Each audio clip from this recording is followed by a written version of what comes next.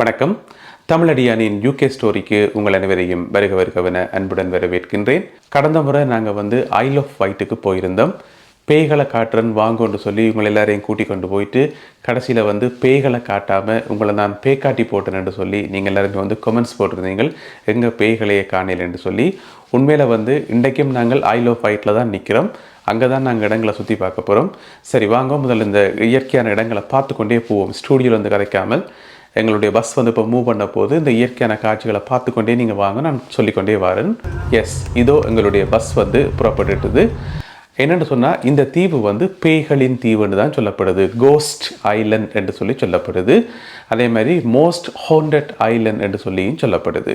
நீங்கள் கூகுள் எல்லாம் தேடி பார்க்கலாம். ஐல் ஆஃப் வைட்டில் நிறைய பேய்கள் இருக்குன்னு சொல்லி நிறைய கதைகள் இருக்குது. சரி, அப்போ ஏன் எங்களுடைய கேமராவில் படையலை, ஏன் எங்களுடைய கண்ணுக்கு பேய்கள் தெரியலைன்னு சொன்னால், உங்களுக்கு தெரியும் பேய்கள் எல்லாருக்குமே தெரியாது. பேய்கள் அந்த குறிப்பிட்ட சில ஆக்கள், குறிப்பிட்ட சில ராசி நட்சத்திரங்களில் பிறந்தாக்கள், அவைக்கு தான் பேய்கள் தெரியும்னு சொல்கிறது. அது ஒரு பக்கம். அதை விட இந்த உலகம் முழுக்க பார்த்தீங்கன்னு சொன்னால் எல்லா இன மக்கள்லேயும் பேய்களை நம்புறாக்கள், பேய்களை ஓட்டுறாக்கள், பேய்களோட கதைக்கிறாக்கள், பேய்களோட கம்யூனிகேட் பண்ணுறாக்கள்னு சொல்லி நிறைய பேர் இருக்கணும். வித்தியாசமான ஆக்கள். அது தமிழாக்கள் மட்டுமன்றி இல்லாமல் இங்கே வெள்ளைக்காரர், இங்கிலீஷ்காரர், பிரிட்டிஷ்காரர்லேயும் அந்த பேய் ஓட்டுறாக்கள், பேயோட கதைக்கிறாக்கள் இருக்கணும். அப்போ ஐல் ஆஃப் வைட்டுக்கு ஒரு வருஷத்தில் வர டூரிஸ்ட் இருப்பினம் தானே, வெளிநாடுகளில் வர டூரிஸ்ட். அந்த டூரிஸ்டில் கணிசமான ஆக்கள் இந்த பேயோட சம்மந்தப்பட்ட ஆக்கள், பேய் ஓட்டுறாக்கள் தானாம். அப்போ அது ஒரு பக்க கதை. அதை விட இந்த ஐல் ஆஃப் வைட்டுக்கு ஒரு வெப்சைட் ஒன்று இருக்குது. அந்த வெப்சைட்டின் பேர் என்னன்னு சொன்னால் கோஸ்ட் ஐலண்ட். நீங்கள் கூகுளில் தேடி பார்த்தீங்கன்னு சொன்னால் கோஸ்ட் ஐலண்ட் சொல்லி, அது இந்த ஐல் ஆஃப் வைட்டினுடைய வெப்சைட் தான். இப்போ நீங்கள் சைட்டில் பார்க்குற இந்த வெப்சைட் தான். இதில் பார்த்தீங்கன்னு சொன்னால் நிறைய பேய்கள் சம்மந்தமான கதைகள், படங்கள் எல்லாம் இருக்குது. அதை விட இந்த ஐல் ஆஃப் வைட்டில் எந்தெந்த இடங்களில் பேய்கள் இருக்குது, பேய்களினுடைய லொக்கேஷன் அது கூகுள் மேப்லேயே ஆட் பண்ணப்பட்டிருக்கு. எஸ், உங்களால் நம்பவே முடியாது. இப்போ உங்களுக்கு தெரியும், கூகுள் மேப் எடுத்தீங்கன்னு சொன்னால் ஒரு சிட்டி எடுத்தீங்கன்னு சொன்னால் சிட்டிக்குள்ளே எங்கெங்கே கடைகள் இருக்குது, எங்கெங்கே கார் பார்க்கிங் இருக்குது, இந்த மாதிரி நிறைய விஷயங்கள் பாயிண்ட் அவுட் பண்ணப்படும். அதே மாதிரி ஐல் ஆஃப் வைட்டில் எங்கெங்கே பேய்கள் இருக்குன்னு சொல்லி கூகுள் மேப்லேயே பாயிண்ட் அவுட் பண்ணிக்கிறாங்க. எஸ், இந்த நீங்கள் இப்போ பார்க்குறீங்க, இதுதான். இதை நீங்கள் ஜூம் பண்ணிங்கன்னு சொன்னால் எல்லா இடமும் எங்கெங்கே பேய்கள் இருக்குன்னு சொல்லி உங்களுக்கு தெரிய வரும். எனவே கோஸ்ட் ஐலண்ட் என்று சொல்லி அழைக்கப்படுற இந்த ஐல் ஆஃப் வைட்டில் நிறைய பேய்கள் அங்கே இருக்கிற மக்கள் பல்வேறு சந்தர்ப்பங்களில் உணர்ந்திருக்கணும்.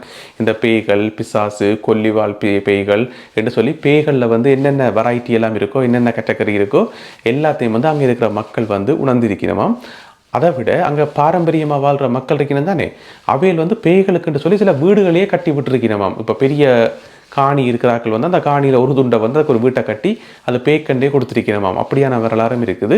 பல 100 வருடங்களாக இந்த தீவில் நிறைய பேய்கள் இருக்குன்னு சொல்லி சொல்லப்படுது. எனவே கூகுள் மேப்லேயே பேய்களுக்குரிய லொக்கேஷன்ஸ் வந்துட்டுன்னு சொன்னால், அப்போ இதுக்கு மேலேயே நீங்கள் நம்பாமல் இருக்க முடியாது. அது மட்டும் இல்லாமல் நான் இப்போ இன்னும் ஒரு லிஸ்ட் ஒன்று போட்டு காட்டுறேன். இப்போ நீங்கள் ஸ்க்ரீனில் பார்க்குற இந்த லிஸ்ட்டில் பாருங்க, இந்த ஐல் ஆஃப் வைட்டில் எந்தெந்த இடங்களில் பேய்கள் இருக்குன்னு சொல்லி ஒரு பெரிய லிஸ்ட் ஒன்று சொல்லி அந்த வெப்சைட்டில் போட்டிருந்த வினம். ஸோ பேய்கள் சம்பந்தமான நம்பிக்கை, பேய்களை உணர்றாக்கள், பேய்களை ஓட்டுறாக்கள் இந்த தீவுக்கு போனால் உலகம் முழுக்க இருந்து ஒவ்வொரு வருஷமும் நிறைய பேர் வெறியினமாம். அப்படி வரும்போது அவர்களால் பேய்களை உணரக்கூடிய மாதிரி இருக்கும் என்று சொல்லி சொல்லப்படுது. எனவே நான் போன முறை உங்களை பேயை பார்க்கலாம் வாங்கன்னு சொல்லி கூட்டிகிட்டு போனது உங்களை நான் ஏமாத்துறதுக்கு இல்லை, உண்மையிலேயே இது பேய்கள் உள்ள தீவுன்னு சொல்லி நம்பப்படுது. சரி, ஓகே. இப்போ நாங்கள் ஒரு முக்கியமான இடத்துக்கு வந்திருக்கிறோம். அந்த இடத்த பற்றின விஷயங்களை வாய்ஸ் ஓவரில் நான் சொல்கிறேன். இதில் நல்ல இன்ட்ரெஸ்டிங்கான விஷயங்கள் எல்லாம் இருக்குது, த்ரில்லிங்கான விஷயங்கள் எல்லாம் இருக்குது. ஸோ நீங்கள் தொடர்ந்து பாருங்கள், நான் வாய்ஸ் ஓவரில் விளங்கப்படுத்தி கொண்டு வரேன்.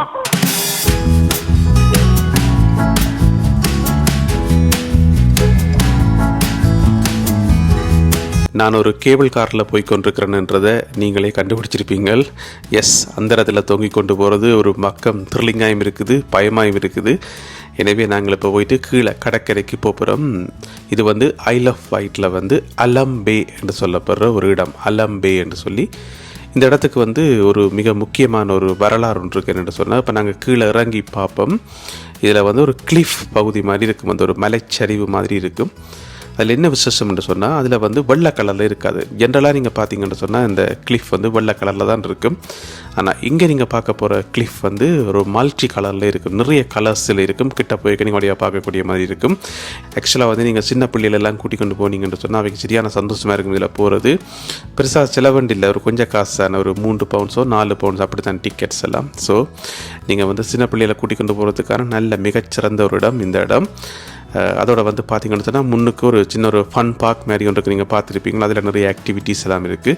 ஸோ அதில் எல்லா ஆக்டிவிட்டீஸையும் முடிச்சுக்கொண்டு கடைசியாக நீங்கள் இதில் கேபிள் காரில் வந்தீங்கன்னு சொன்னால் இப்போ நீங்கள் கடற்கரையையும் பார்க்கலாம். நான் சொன்ன அந்த கலரான அந்த கிளிஃபையும் நீங்கள் பார்க்கக்கூடிய மாதிரி இருக்கும்.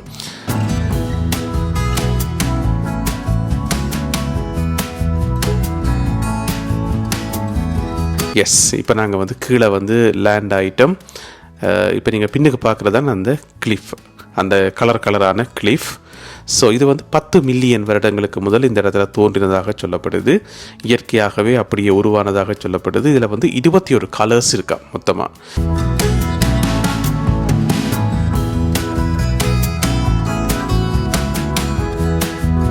ஸோ இந்த போட்ஸை வந்து பொறுத்த வரைக்கும் இதில் வந்து 2 விதமான போட்ஸ் இருக்குது. ஒன்று வந்து ஸ்பீட் போட், மற்றது வந்து சும்மா நார்மல் போட். நாங்கள் 2 போட்லேயும் போக முடியும். போய் இந்த கடலை வந்து ஒரு சுற்றி கொண்டு வரலாம், நல்லா இருக்கும். ஆக்சுவலாக வந்து இந்த இடத்துக்கு அங்கால இந்த அலும்பேக்கு அங்கால வந்து பார்த்திங்கன்னு சொன்னால் ஒரு பாயிண்ட் ஒன்று இருக்குது, ஒரு நீளமான பாயிண்ட் ஒன்று இருக்குது. அதை சொல்லுது நீடில்ஸ் பாயிண்ட்டு சொல்லி. என்ன விஷயம்னு சொன்னால் அந்த கடலுக்குள்ளே வந்து 2-3 பாறைகள் வந்து பிட்டிய ராட்சச உருவத்தில் வந்து, இப்போ எப்படி சொல்லுவோமே, கடலுக்குள்ளே வந்து ஒரு பிட்டிய ஒரு ஒட்டகம் ஒன்று படுத்திருந்தா எப்படி இருக்கும், அப்படி ஒரு 3-4 ஒட்டகம் வந்து லைனில் படுத்திருக்கிற மாதிரி இருக்கும். அதுக்கு பிறகு அங்கால பார்த்தீங்கன்னு சொன்னால் ஒரு லைட் ஹவுஸ் ஒன்று இருக்கும். கிட்டத்தட்ட ஒரு 150 வருஷத்துக்கு முதல் உருவாக்கப்பட்ட லைட் ஹவுஸ் இது. ஸோ நாங்கள் அதையும் பார்க்க போகிறோம், அந்த ஏரியாவுக்காக சுற்றி கொண்டு வர போகிறோம். அதுக்கு தான் இந்த போட்டில் போகிறோம்.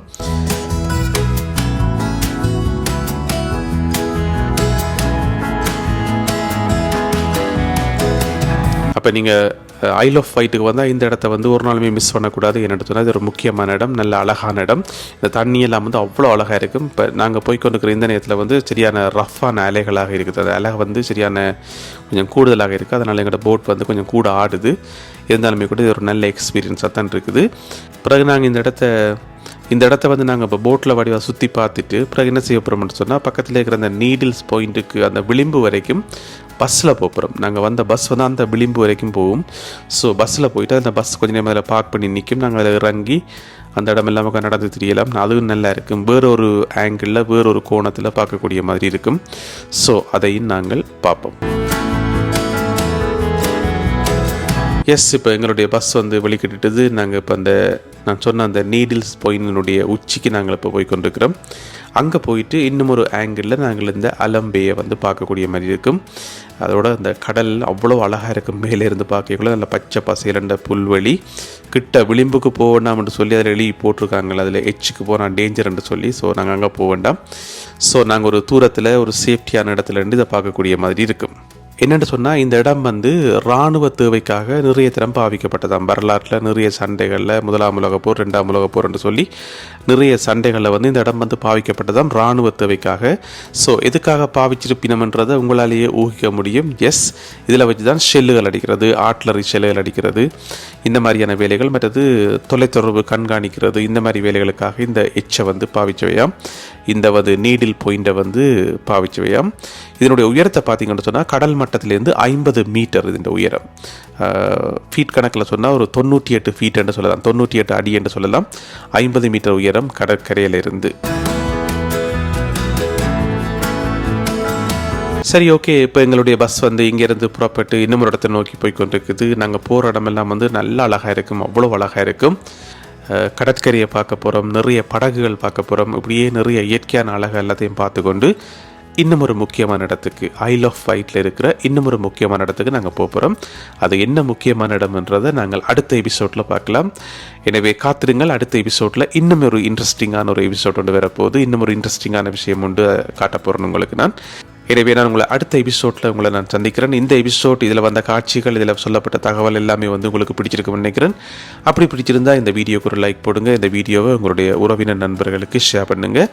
இந்த கோடை விடுமுறை காலத்தில் உங்களுக்கு நேரம் இருந்தால், வாய்ப்புகள் இருந்தால், முடிந்தால் இந்த தீவுக்கு வந்து பாருங்கள். உங்களுடைய பிள்ளைகளை கூட்டிக் கொண்டு வாங்க. அவைக்கு நல்ல சந்தோஷமாக இருக்கும், நிறைய என்ஜாய் பண்ணக்கூடிய மாதிரி இருக்குது. நல்ல இயற்கை அழகான ஒரு குட்டி தீவு. 2 நாள் மேக்ஸிமம் 2 நாள் போதும். எனவே நீங்களும் என்ஜாய் பண்ணுங்கள். மீண்டும் மற்றும் ஒரு வீடியோவில் உங்களை சந்திக்கின்றேன். அதுவரை நன்றி, வணக்கம்.